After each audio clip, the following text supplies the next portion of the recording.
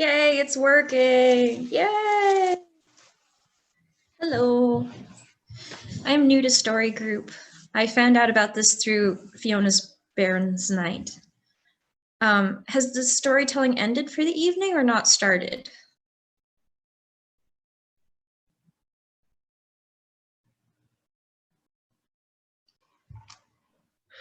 Hello, no, it hasn't started yet. It just started late tonight. That's totally fine. No, it starts at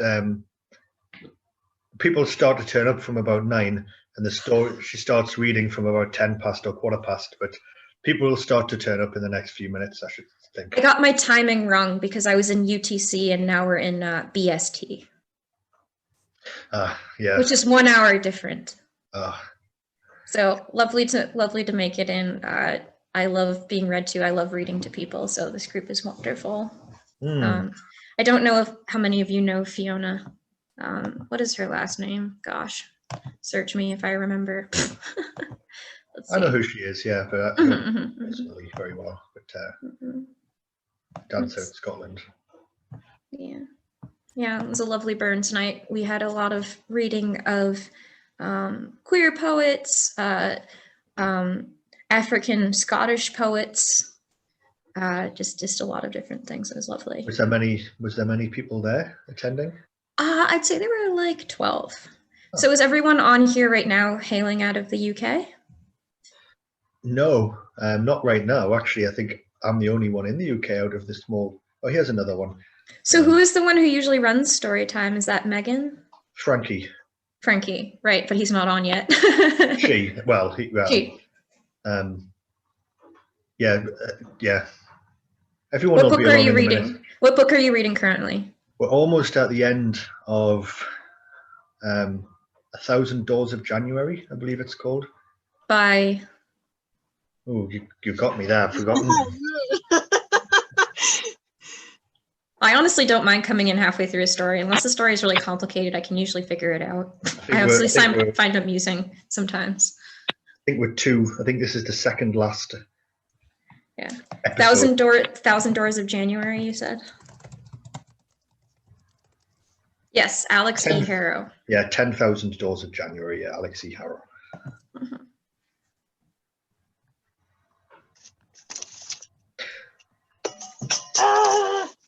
Oh, sorry. Just having a problem.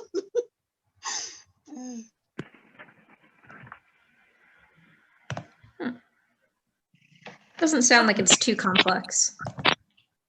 Aw. Hi, Ali, you made it.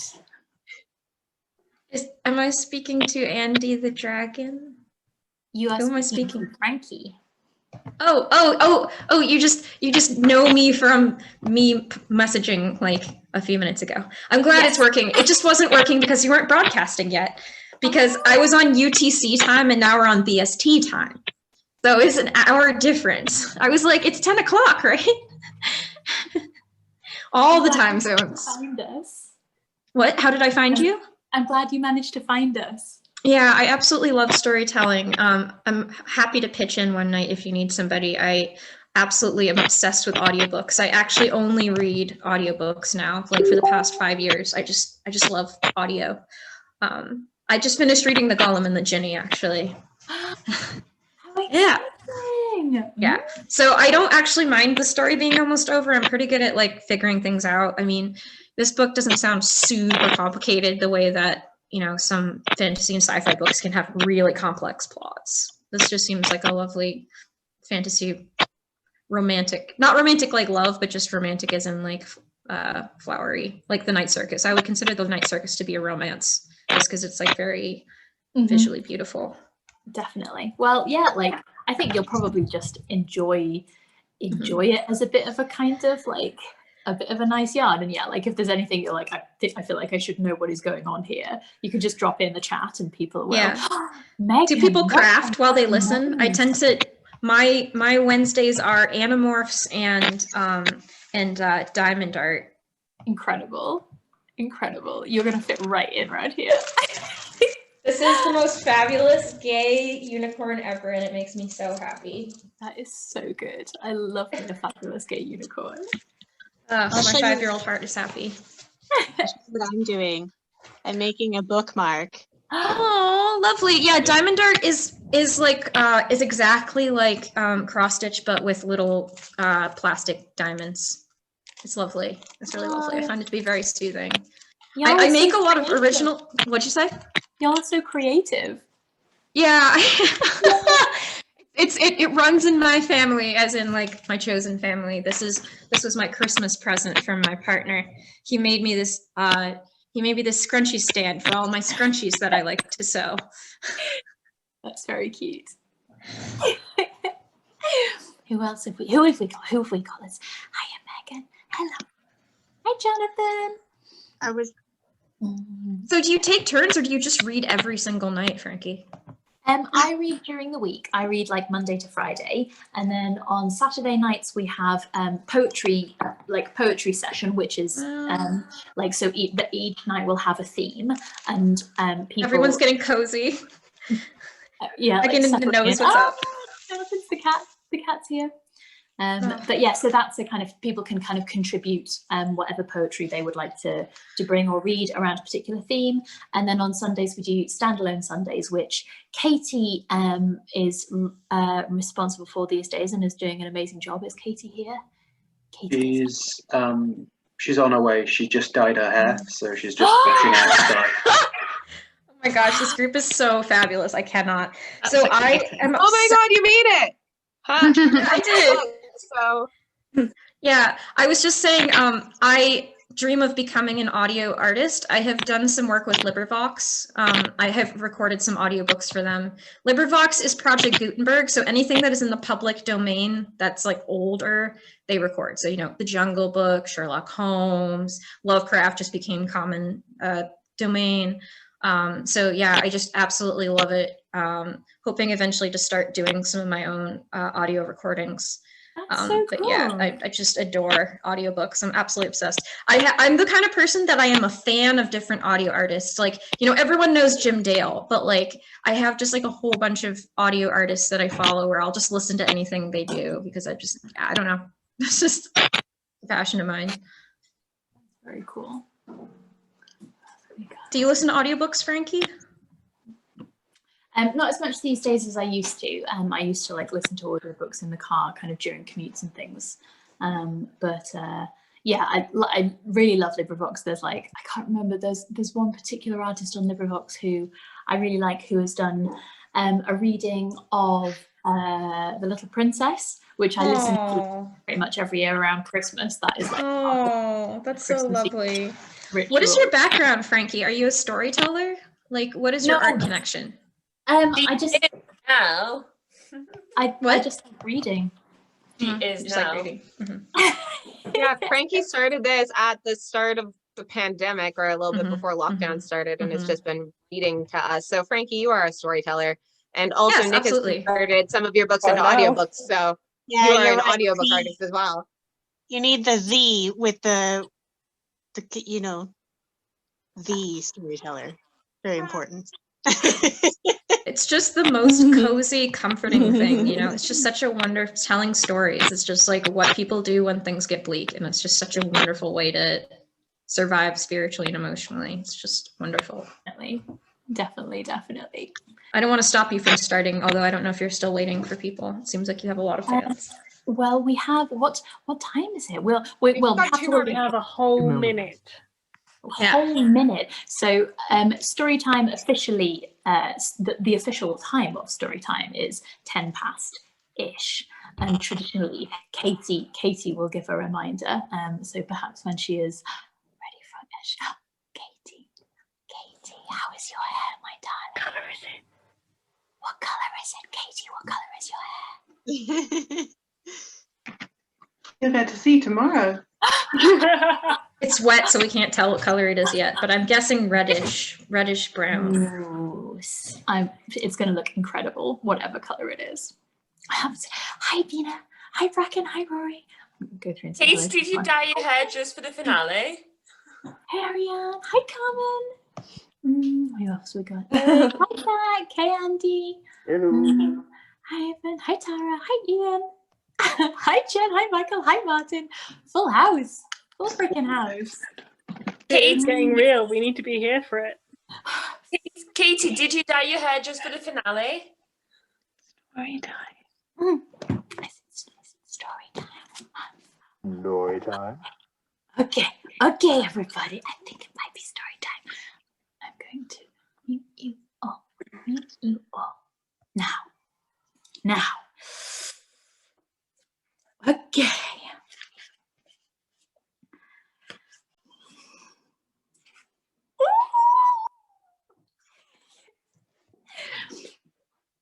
Here we go, everybody. Penultimate part. Are you sitting comfortably? Then I'll begin.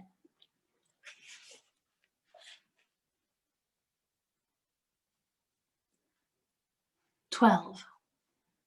The Ash Door.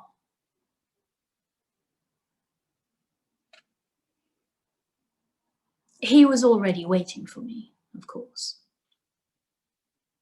You know that feeling when you're in a maze and you think you've almost made it out, but then you turn the corner and bam, you're back at the entrance. That warped, eerie feeling of having fallen backward in time. That was how it felt to see the overgrown field and the black-suited shape waiting for me in the center of it. Like I'd made a mistake somewhere and circled back to the day when I was 7 and found the door. Except the scene had changed, subtly. When I was 7, the grasses had been orange and autumn dry, and now they were several hundred shades of green and studded with yellow bursts of goldenrod. I'd been neatly dressed in blue cotton, terribly alone except on my pretty little pocket diary, and now I was barefoot and dirt-grimed, with Bad padding beside me. And I'd been running away from Mr. Locke then, rather than toward him. "Hello, January.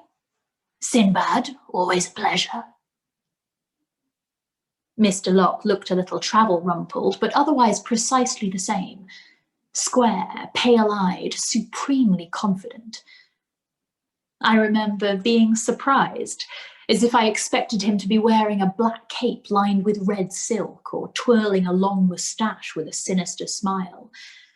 But he was just comfortable, familiar Mr. Locke.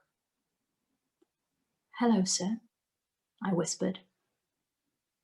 The will to be polite, to maintain civility and normalcy, is fearfully strong. I wonder sometimes how much evil is permitted to run unchecked simply because it would be rude to interrupt it. He smiled in what he must have believed was a charming, friendly manner. "I was just starting to suspect I'd missed you, and you were already gallivanting off God knows where." "No, sir." The jagged tip of the pen pressed into my palm. "How lucky. And, good Lord, child, what have you done to your arm?" He squinted. "Tried to copy Daddy's tattoos using a butcher's knife, did you?" The next "no, sir" caught in my throat and refused to come out. My eyes had fallen on the weedy, mostly vanished circle of ash that had once been my blue door, and standing before me was the man who had burned it down, betrayed my father, locked me away, and I didn't owe him good manners. I didn't owe him anything at all.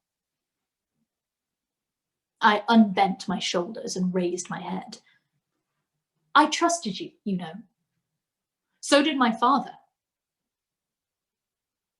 The joviality slid from Locke's face like clown paint washing away in the rain.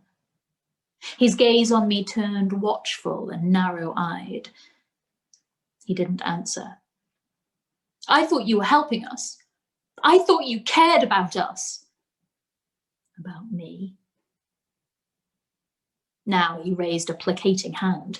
"Of course I do, but you betrayed us both in the end. You used my father, lied to him, had him locked forever in another world. And then you lied to me, told me he was dead." My voice was rising, boiling up from my chest. You told me you were protecting me. January, I have protected you since the moment you came into this world. Locke moved closer to me, hands outstretched as if he intended to place them on my shoulders. I stepped backward and Bad came to his feet, hackles rough, lips peeled back. If Mr. Locke hadn't been firmly on his please do not ever bite list, I think his teeth would have found flesh. Locke retreated. I thought Theodore had that animal dumped in the lake. Drowning doesn't seem to have improved his temper much, does it? Bad and I glared. Locke sighed. January, listen to me. When you and your father crashed through that door in Colorado just as we were closing it, my associates were all for smashing your skulls and leaving you dead on the mountainside.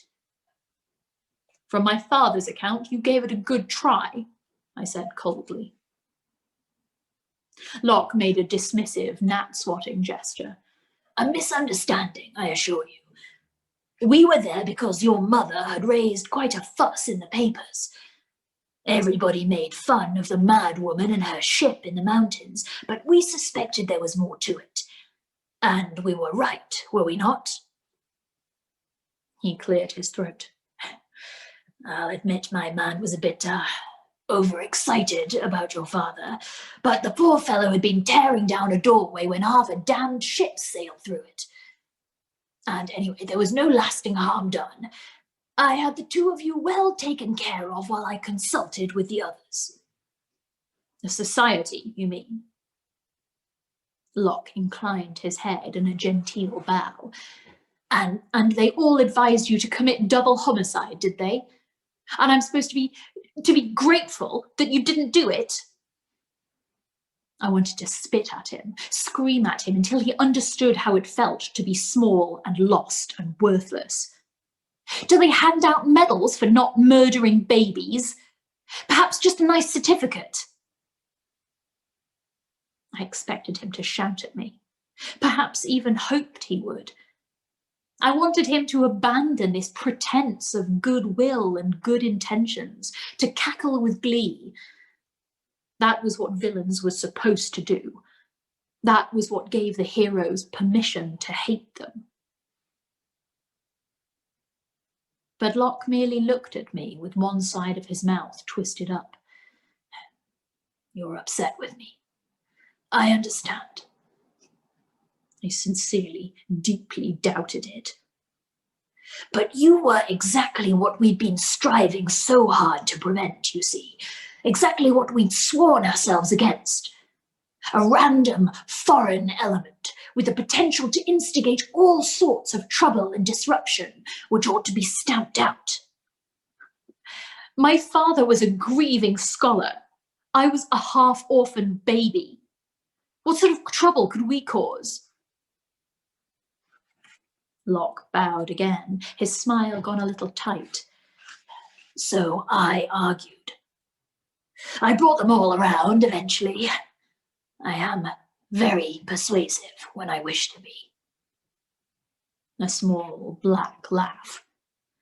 I explained about your father's notes and papers and his particular and personal motivation to seek out additional fractures.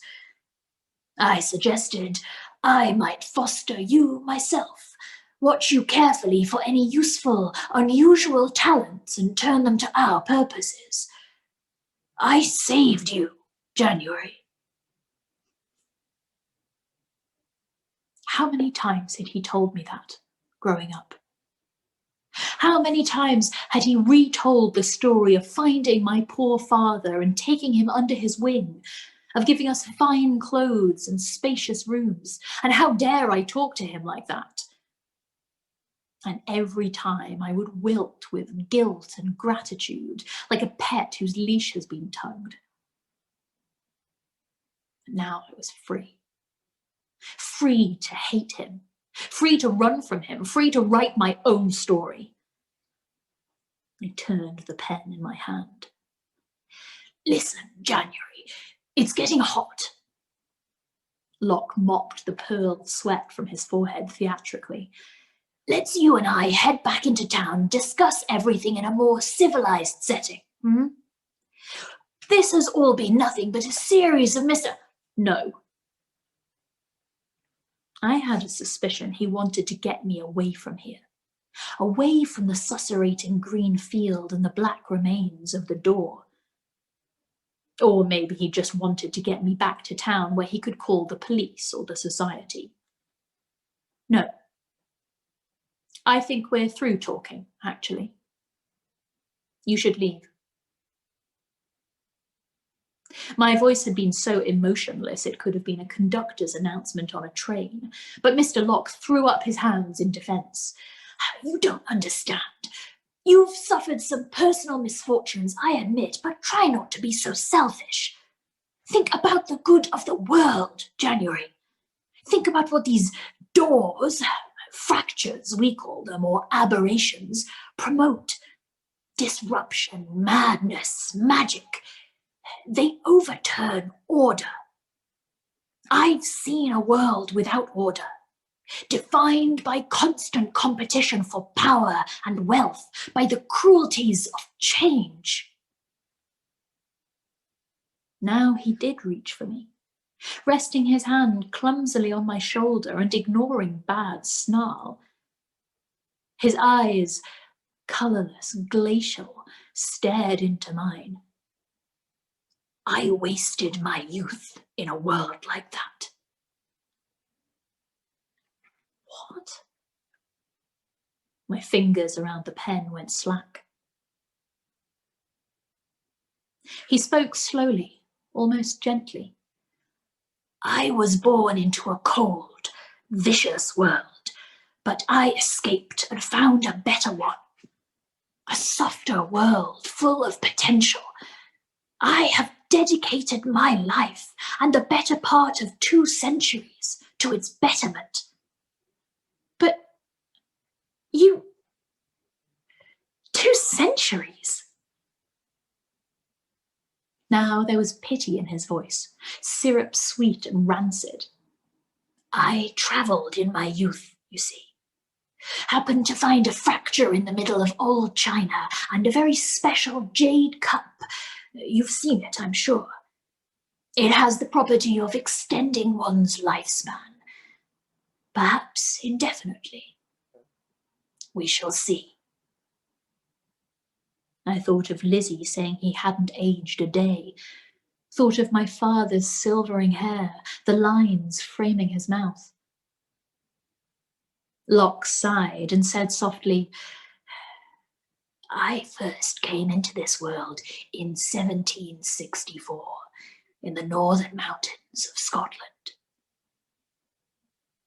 In England or Scotland, I don't recall.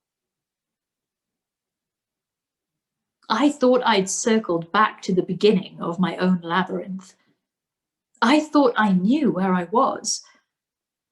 But now everything warped strangely in my vision, and I realised I was still wandering in the heart of the maze, entirely lost. You're the founder, I whispered. And Mr. Locke smiled.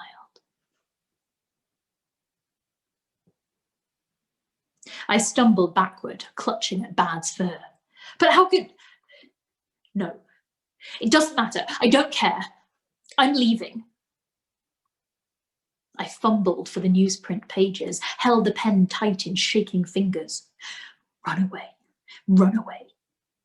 I was through with this world and its cruelties, its monsters and betrayals and stupid coloured sections on its stupid trains.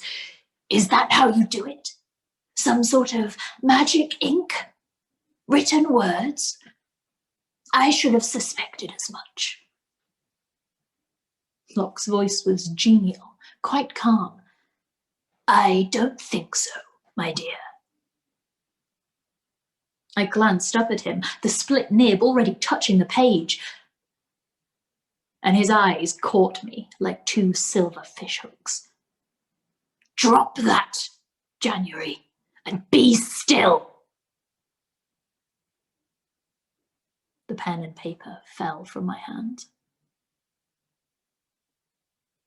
Locke retrieved them, tucked the pen in his coat pocket, shredded the newsprint, and tossed the remains behind him. They fluttered like yellow-white moths into the grass. You are going to listen to me now.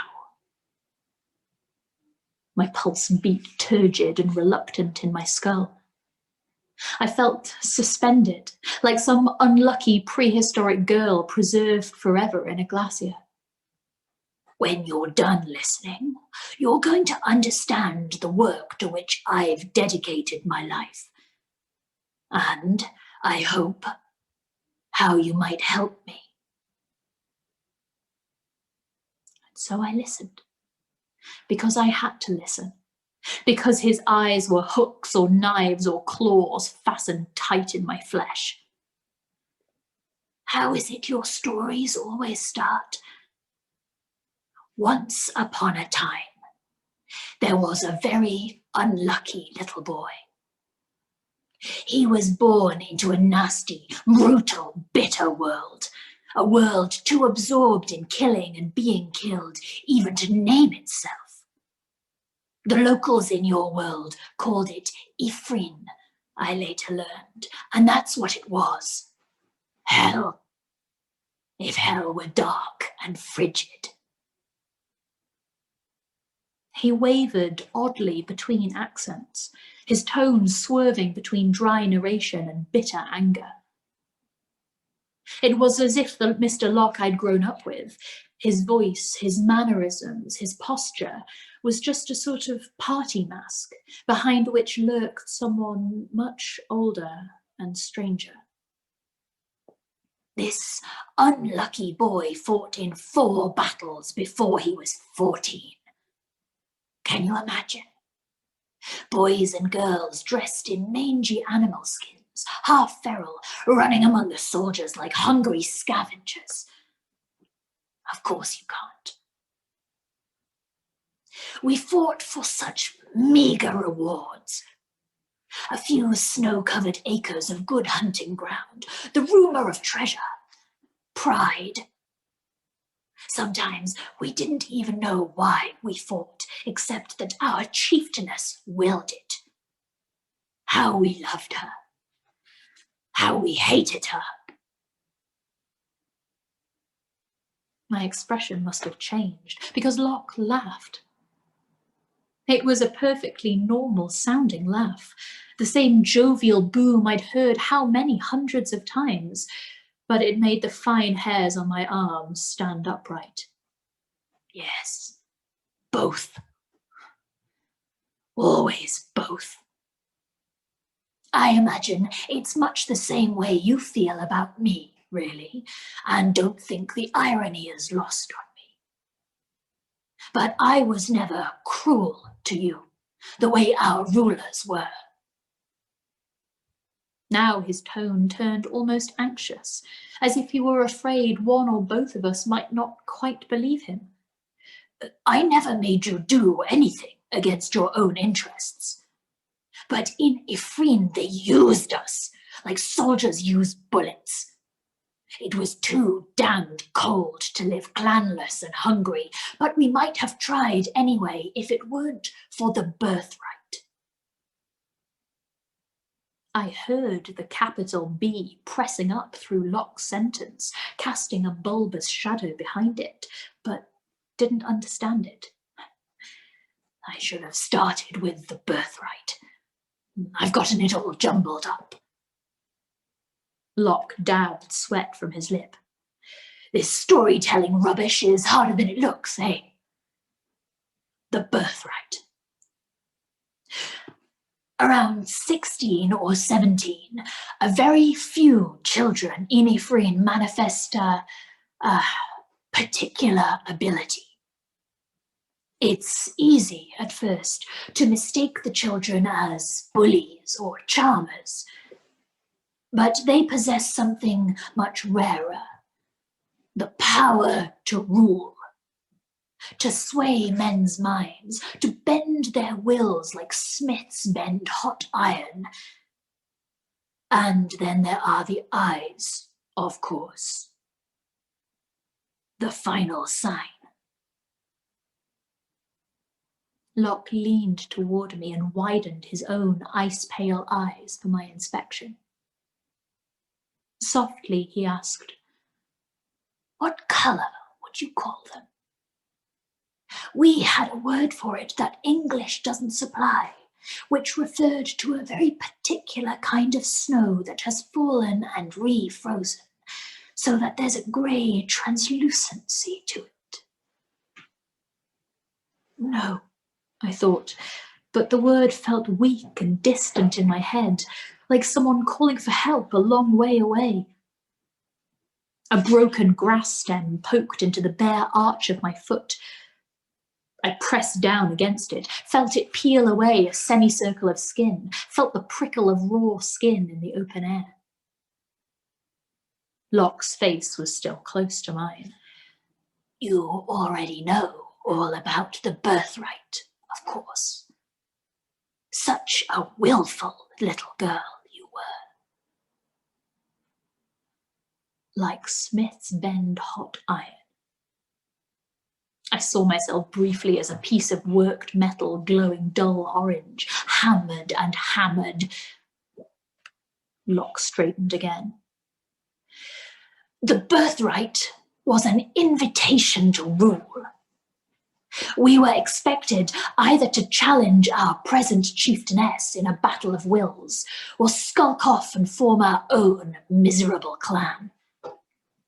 I challenged her as soon as I could, the old bitch, left her weeping and broken, and claimed my birthright at 16. His voice was savage with satisfaction. But nothing lasted in that world. There were always new clans, new leaders, new wars, challengers to my rule, dissidents. There was a night raid, a battle of wills, which I lost, and I ran away, and you know what I found, of course. My mouth moved, soundless. A door. He smiled indulgently. Quite right. A crevice in a glacier that led to another world. And oh, what a world it is. Rich, green, warm, populated by weak-eyed people who cave to my slightest suggestion. Everything Ifreen was not. It took only a few hours before I returned to the fracture and smashed it to rubble with my bare hands. I gasped, eyes wide, and Locke scoffed. What? You think I should have left it wide open so some Ifreen bastard could sneak out after me, could ruin my lovely, soft world? No. He was strident and principled, like a priest trying hard to save his sinful flock. Except there was something else panting beneath the preaching, something that made me think of cornered dogs and drowning men, a kind of clawing terror. This is what I'm trying to tell you, January. You call them doors, as if they were necessary, everyday sorts of things, but they're quite the opposite. They let in all manner of dangerous things. Like you. Like me. I found a town big enough to grant a little anonymity. Clothes and food were easy for a birthrighted man to acquire. So was a rather nice home and an obliging young woman to teach me the language. A smug smile. She told me stories about great winged snakes that lived in the mountains with hoards of gold, and how you must never look them in the eyes lest they steal your soul. A fond chuckle. I confess, I've always liked nice things. What is Lock House if not a dragon's hoard? Locke began to pace in irregular circles, fishing a half-chewed cigar from his coat pocket and gesticulating against the noon blue sky. He told me about his early years spent studying language, geography, history, economics, his travels abroad and his discovery of additional aberrations, which he plundered and destroyed at once. His conclusion that his new world was still plagued by all manner of mess and malcontent. First the Americans, then the damned French, even the Haitians, one after the other. But was steadily improving under the guidance of orderly new empires.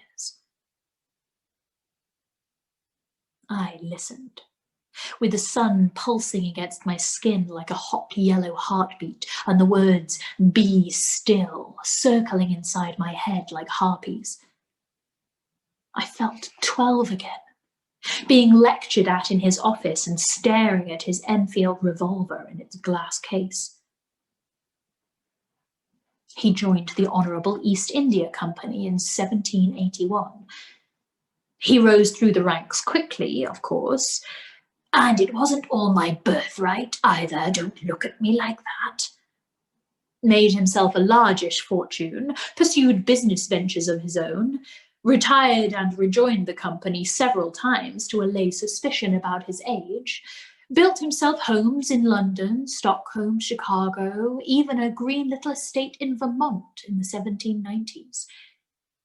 He alternated between his homes, of course, selling and repurchasing them half a dozen times. For a long time, he'd thought it would be enough.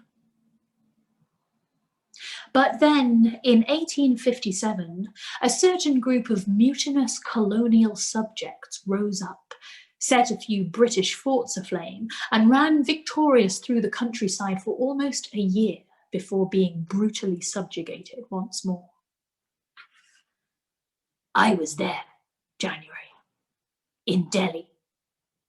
I went around to every mutineer I could find, which wasn't many as the captain had been firing them from cannons, and all of them told me the same story.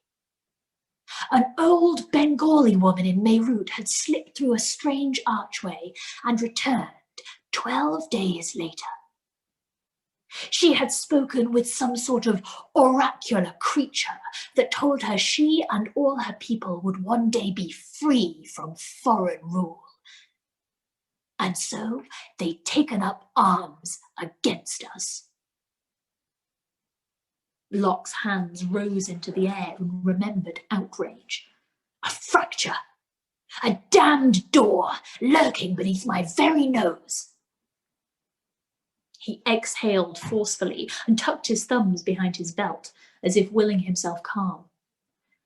I came to realize the urgency of my mission, the importance of closing the fractures.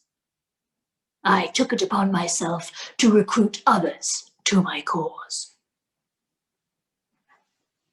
And thus was the society formed, a secretive association of the powerful.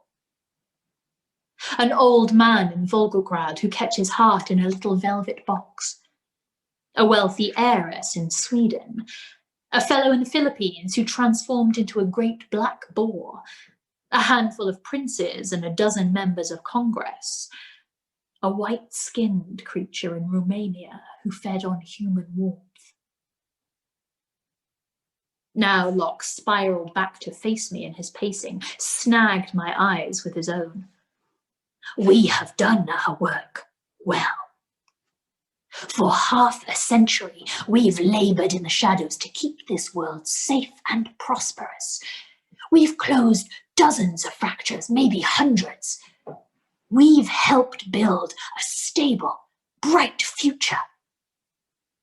But January, his gaze intensified, it isn't enough. There are still murmurs of discontent, threats to stability, dangerous fluctuations. We need all the help we can find, frankly, especially now that your father is gone. His voice fell to a rumbling whisper. Help us, dear child. Join us.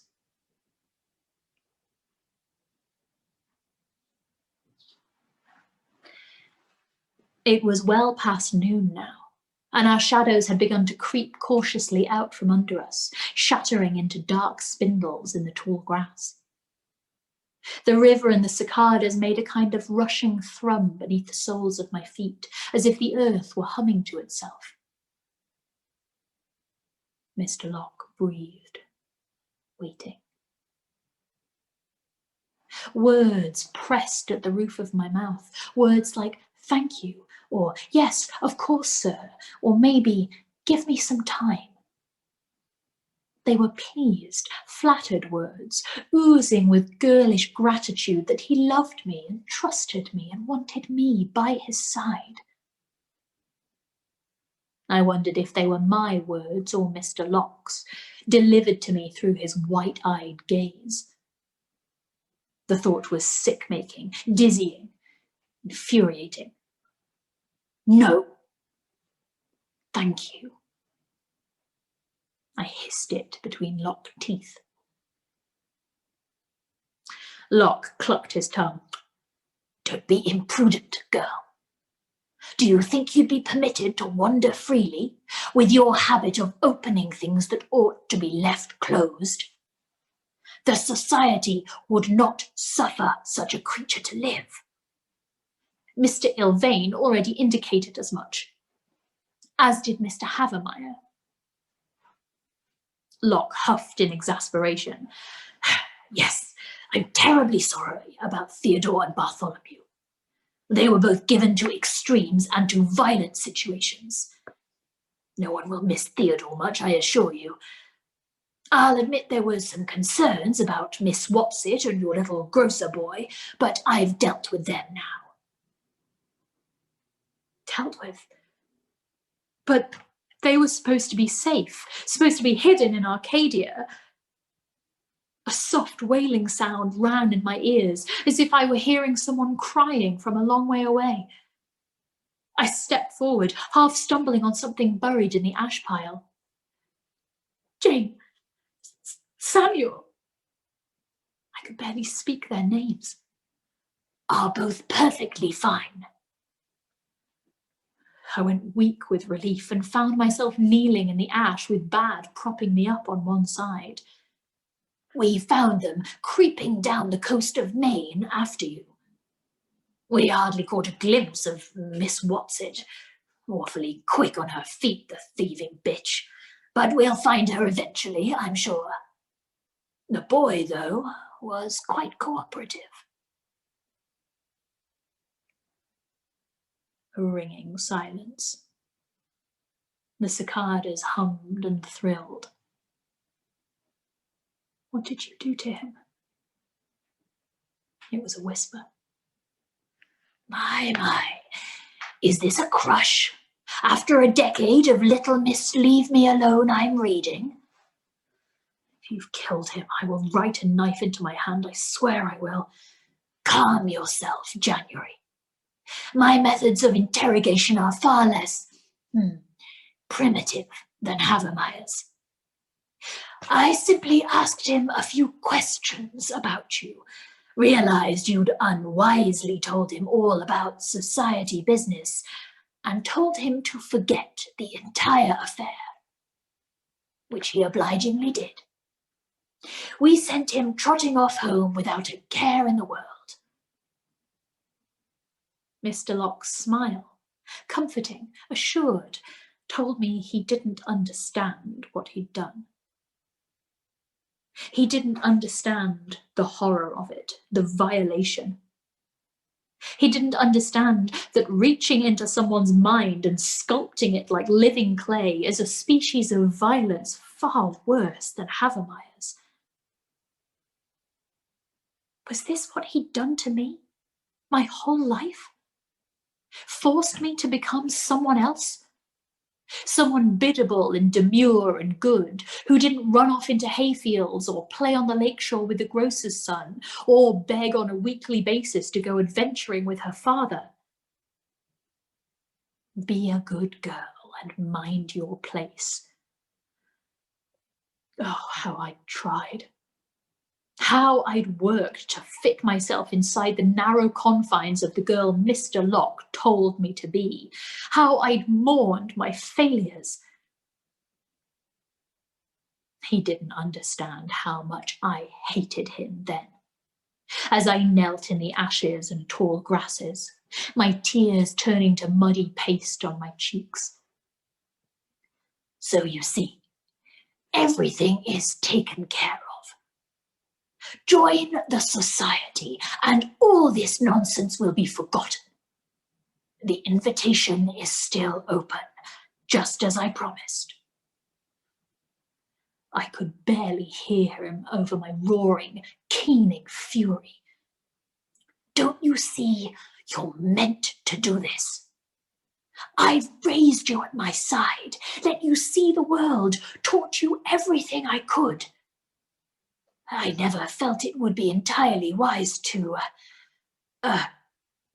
Locke coughed in brief embarrassment, to have a child of my own. What if he was birthrighted? What if he came to challenge my rule?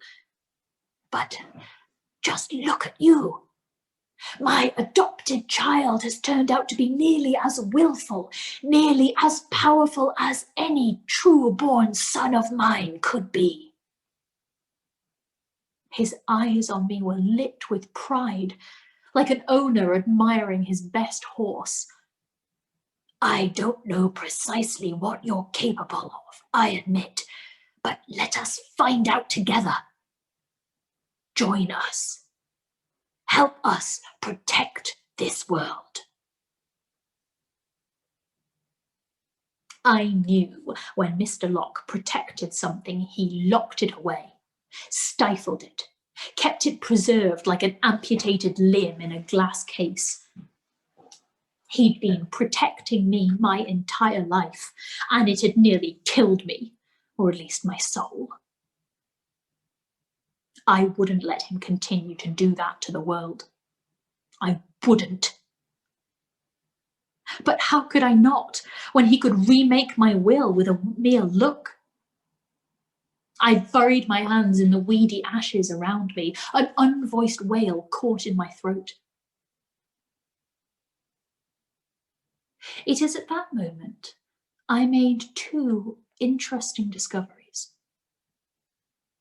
The first was a hunk of charcoal lurking beneath the surface layer of rain-leached ash and mud. The second was the burnt, rotting remains of my pocket diary. The diary my father had placed in the blue chest a decade ago, just for me. The cover, once softest calfskin, was now stiff and cracked, burnt black around the edges. Only the first 3 letters of my name were still visible. See the unfurled curve of that J, like a rope dangling out of a prison window? Pieces of it crumbled and flaked away as I opened it. The pages inside were fire-chewed and dirty. What's that? What? Put that down, January. I mean it. Locke's feet stumped toward me. I brought the charcoal to the page, made a single, sinuous line. God, I hope this works. I'm not joking. A sweaty hand circled my chin and forced my face upward. I met those pale, cutting eyes. Stop, January! It was like being submerged in a winter river. An incalculable weight crushed me downward, pressed me, tugged at my clothes and limbs and urged them in a single direction.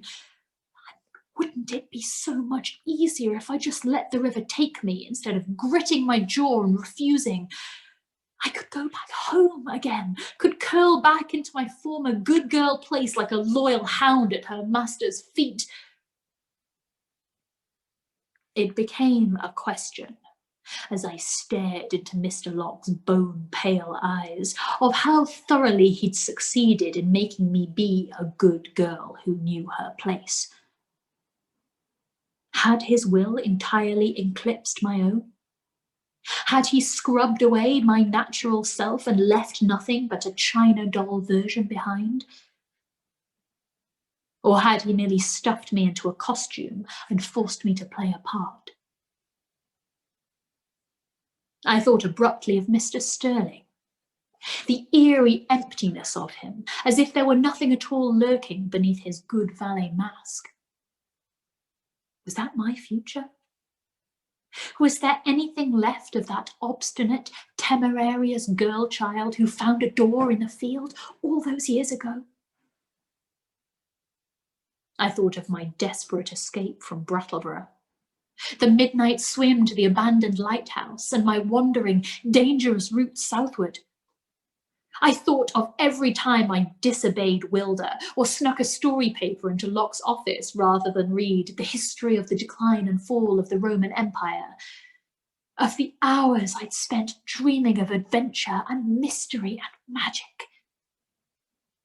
I thought of myself here, now, kneeling in the dirt of my mother's home in defiance of Havermeyer and the Society and Mr. Locke himself. I'd rather suspected there was.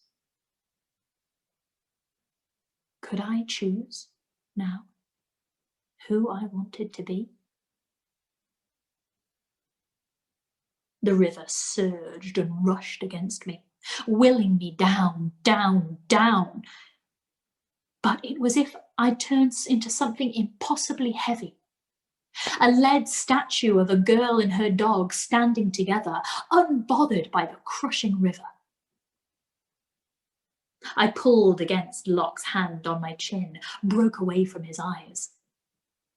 The charcoal moved on the page. She? Locke stumbled backward and I heard him scrabbling at his waist. I ignored him. She writes? Then came the soft shush of metal on leather and a syncopated click, click. I knew that click. I'd heard it in the Zapier family cabin just before the thunderclap of sound had killed Havermeyer. I'd heard it in the fields of Arcadia when I'd fired wildly after Ilvain. January, I don't quite know what you're doing, but I can't allow it. I noted distantly that I'd never heard Mr. Locke's voice shake before, but I couldn't seem to care. I was distracted by the thing in his hands. A revolver. Not the old, beloved Enfield that Jane had stolen, but a much sleeker, newer-looking gun. I stared dumbly down the black tunnel barrel of it. Just put it down, dear. He sounded so calm and authoritative that he might have been chairing a board meeting, except for the subtle tremor of his voice. He was afraid of something. Me? Or doors, and the ever-present threat that was something more powerful than him lurking on the other side. Maybe all powerful men are cowards at heart, because in their hearts they know power is temporary. He smiled, or attempted to smile. His mouth stretched in a bare-toothed grimace. These doors of yours are meant to stay closed, I'm afraid. No, they aren't. Worlds were never meant to be prisons, locked and suffocating and safe. Worlds were supposed to be great rambling houses with all the windows thrown open and the wind and summer rain rushing through them. with magic passages in their closets and secret treasure chests in their attics.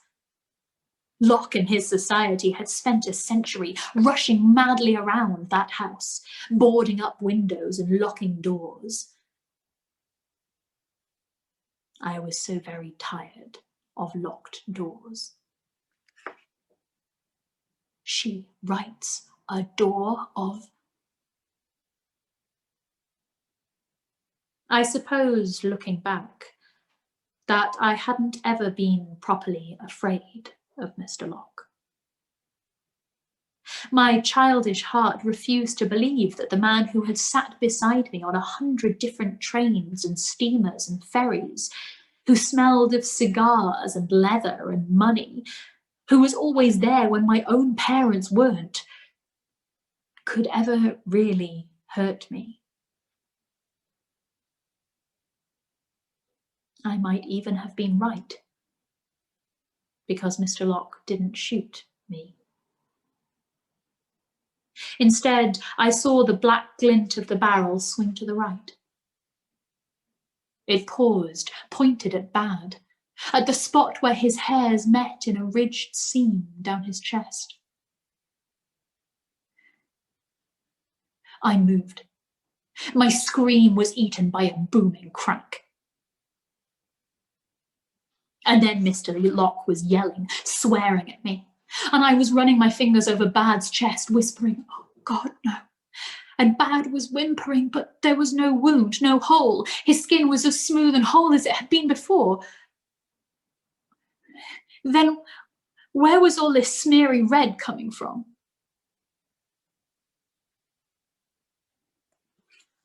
Oh. Can't you ever just once mind your damned place? I sat back on my heels, watching blood slide down the dirt-dark skin of my arm in neat runnels, like a street map to a foreign city. Bad's whiskers trailed through it as he investigated the dark hole in my shoulder, his ears pulled flat in concern. I tried to reach my left hand up to comfort him, but it was like tugging a broken puppet string. It didn't hurt. Or maybe it did hurt, but the pain didn't want to be pushy about it. Waited politely at the edges of my vision, like a well-bred houseguest. I dropped my charcoal. My sentence lay unfinished beside a smallish pool of redness forming at the end of my fingertips. Well, it would have to do, because I certainly wasn't lingering in this vicious, white-toothed world where the people you loved could do such terrible things to you. I've always been good at running away. I extended my finger, almost lazily, and drew it through the muddy puddle of blood. I wrote in the earth itself, in red mud letters that glistened in the summer afternoon. The cicadas made the bones of my hand buzz. She writes a door of ash. It opens. I believed in it, the way people believe in God or gravity. With such unswerving intensity, they hardly notice they're doing it. I believed I was a word worker and that my will could reshape the very warp and weft of reality itself. I believed that doors existed in rare places of resonance between worlds, where the skies of two planets whispered against one another. I believed I would see my father again. An eastward wind blew suddenly up from the riverbank, but it didn't smell catfishy and damp like it should have. Instead, it smelled dry and cool and spice-laden, like cinnamon and cedar. The wind scudded over the ash pile. It swirled like one of those strange dust devils you see sometimes teasing leaves into the air, and ashes and rain-rotted charcoal and dirt flung themselves upward. They hung for a moment between Mr. Locke and me, an arch framed in blue summer sky. I saw Locke's face slacken, his gun wavering. Then the ash began to spread, melt. It was as if each speck of dirt or char were actually a drop of ink in water. And now delicate tendrils were spiraling toward one another, connecting, melding, darkening, forming a curved line in the air until an archway stood before me. It looked strangely fragile, as if it might crumble back to ash at the slightest touch, but it was a door. I could already smell the sea. I reached for my discarded pillowcase and climbed unsteadily to my feet, exhaustion blurring my eyes, bits of dirt and grass embedded in my kneecaps. I saw Mr. Locke's grip seize around the revolver again. Now, just stop. We can still make this right. You could still come back with me. Come home. Everything can be fine. That was a lie. I was dangerous and he was a coward. And cowards don't let dangerous things live in their spare bedrooms. Sometimes they don't let them live at all. I stepped toward the ash door and met Mr. Locke's eyes for the last time. They were white and barren as a pair of moons. I had a sudden childish urge to ask him a question. Did you ever really love me? But then the barrel of the gun drifted upward again. And I thought, I suppose not. I dove through the ash archway with Bad leaping at my heels and my heart thudding in my chest and the crack of a second shot ringing in my ears, following me into the black.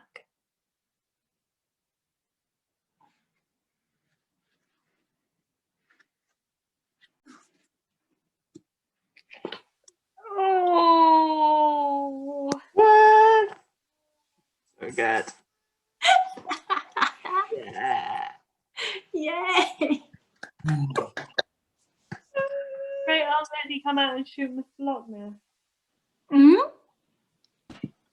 Can great Aunt, is it Aunt Lizzie? Can she come out and shoot Mr. Locke now? He can't follow. Poke his eyes out. I was so worried for Bad. Me too. Me too.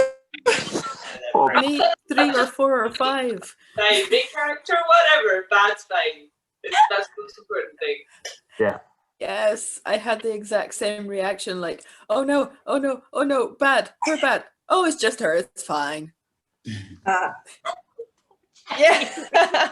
But I didn't get it. Was it an accident or did he mean to shoot her?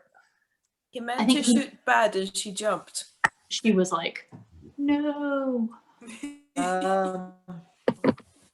So y'all can't hate on January too much because she did just throw herself in front of a bullet for her dog. No, that's cool. That's totally cool. Such a freaking teenager. So harsh. I'm still mad about the letters and not taking Jane and Samuel with her.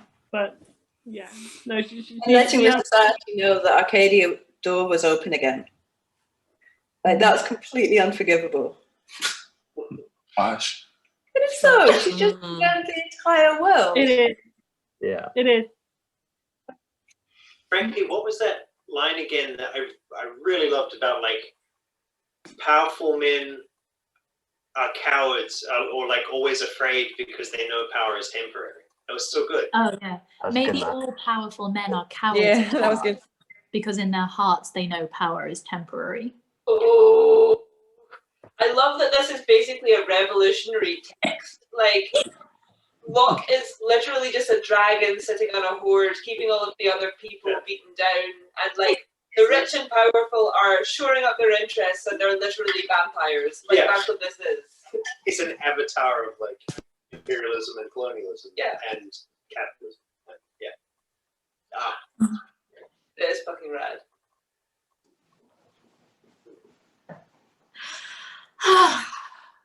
Oh. In fact, like Havermeyer is like the aristocracy, and like Locke is like the technocratic, let's keep everything as it is, commerce kind of person, and then like the other guy, the stabby guy, I can't remember what he was called, but he's like the right-wing thugs, you know, like the. Although the interesting thing, I think, is that Locke is positioning himself as this like custodian, right, of like trying to keep this world pure, whatever that means. But like his involvement in like the East India Company and shit is like like very clearly it is. Absolutely like a changing corrosive force that has remolded the world in his image, even while he pretends to be a guardian of something. I don't know, it's interesting. Oh no. He just doesn't want any of the other chiefs to come in, really, and he's scared they'll get in through another door. I think that's pretty much the real. No, he doesn't care about bad in this world. He just doesn't want bigger bads coming from others. Yeah. Ooh, what He is a good one.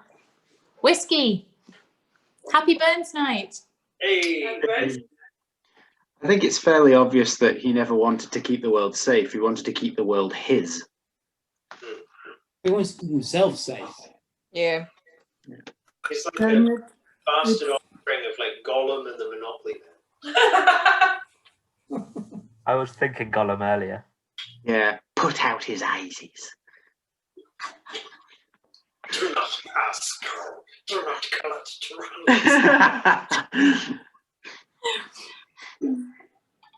So Mr. Locke is like on this call. Alan has been phoned by my brother and his girlfriend so that someone with a Scottish accent can read address to the haggis.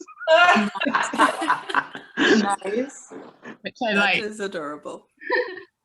I do feel like, admittedly, I'm coming to this as an outsider from, you know, the Pacific, but there is something perverse about serving a fancy dinner and then making everyone sit through a 5-verse, like 5-stanza poem before they get to eat it.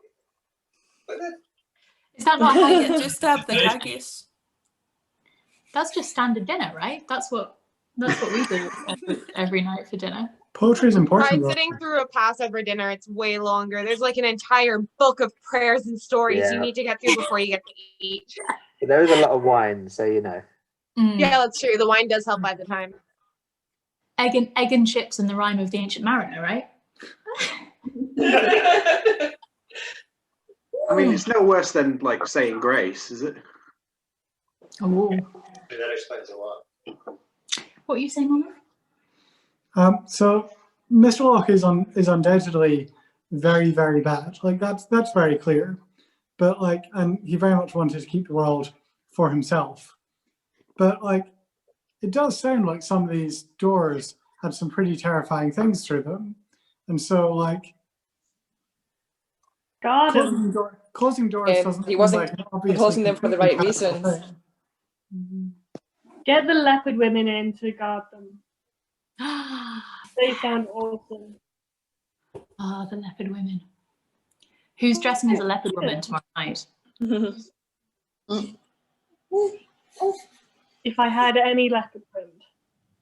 Wait, is the finale tomorrow or Wednesday? Finale tomorrow. Tomorrow. Yeah. Everything has to be resolved tomorrow. I think we have a lot to wrap up. We need to check in on Jane and on Samuel. We need to check in on the mum and the dad. We need to make sure Mr. Locke isn't like being more Mr. Locke. We need to make sure the bad is Yeah, just going on continuing with life. By the Yeah, way, we've gotta... What about Jane's hunt wife? sorry, what were you saying there? Oh, I was just gonna say, what about Jane's hunt wife? We have to check on her husbands and her hunt wife. In the epilogue, January will come back and finally realise she could open that door for Jane and be a good friend. Did anyone else? Ideally, Jane is just gonna be going back to her whole world. Oh, sorry, I think that was Rory and Carmen. Carmen, what was that, madame? I was just saying that ideally Jane will go back to her world with all the other leopard hunters. I mean, I feel like that's very like clear. Like, yeah, Jane's gonna go back. Cool, great, bye. We'll miss her. You're gonna remember. She deserves it. She's a badass. If January ever helps her. If January ever helps her. Rory, what were you saying, my love? Oh, just did anyone else catch that Dracula is part of the Illuminati? Yeah. No, for real. It was like that bit about like pale creature in Romania that like don't human wolf. Wait, isn't that Havermeyer? Yeah. Isn't that Havermeyer? Oh, okay. I mean, Havermeyer is Dracula, who is Illuminati. That's what I got from that. Oh, okay. I'm getting my. But Havermeyer is totally not a Romanian sounding name. Oh yeah. To blend in. Like, Locke's name probably wasn't Locke. How would that do with his heart in a jar? Havermeyer didn't even have a Romanian accent, so that's clearly not him. I mean, no, Havermeyer presumably came from a door in Romania. It doesn't mean that he's actually culturally and like accent-wise from Romania. Not even a That's just where the door was. Yeah, all right, smarty pants. Can we pause on the way. Can we pause the book talk for 1 second to just appreciate how gorgeous Katie's hair is looking while it's drying? Oh, let me see. Because my goodness, that tone on you. Oh, the one. I was just thinking that. I'll give you some more like. Is it plugged in? Yes. Oh. Oh,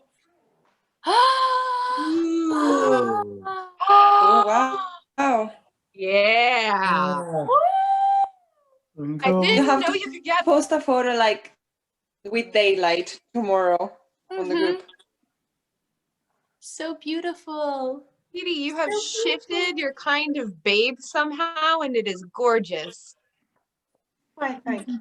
Like, it's very different, and it's also mega babely. Yeah. I think maybe Katie just is a babe. Oh, yeah. Fact. What do we think? Confirm.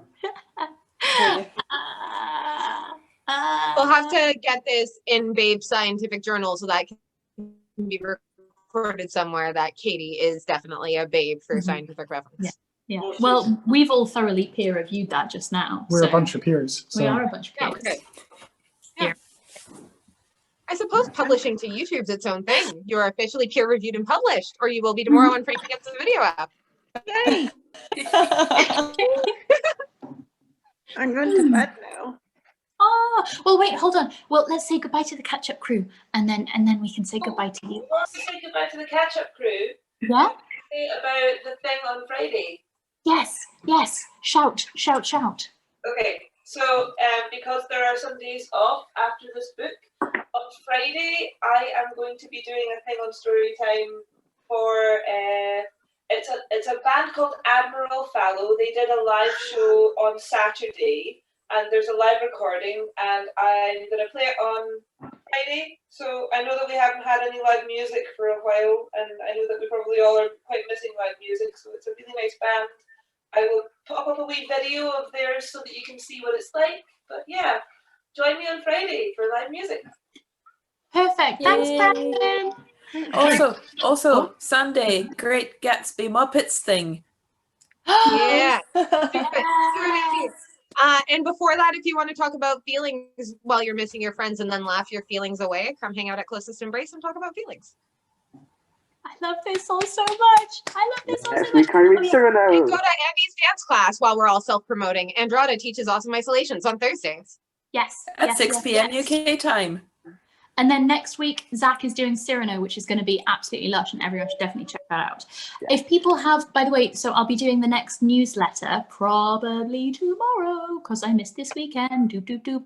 So if people do have things that they would like including in the newsletter, just in general, it doesn't have to be Storytime stuff. It can be like things that you would like people to know about. Send them across and I'll put them in. Let's make this a community newsletter. We have a poetry theme for this week. We do. It's Boundaries with Mike, maybe Andrea. Either Mike or Andrea are doing Boundaries. But yes. Okay. Now we're going to say goodbye to the catch-up crew. Catch-up crew. I hope you enjoyed this. And see you soon, hopefully. We love you. Bye. Bye, catch-up crew. Bye.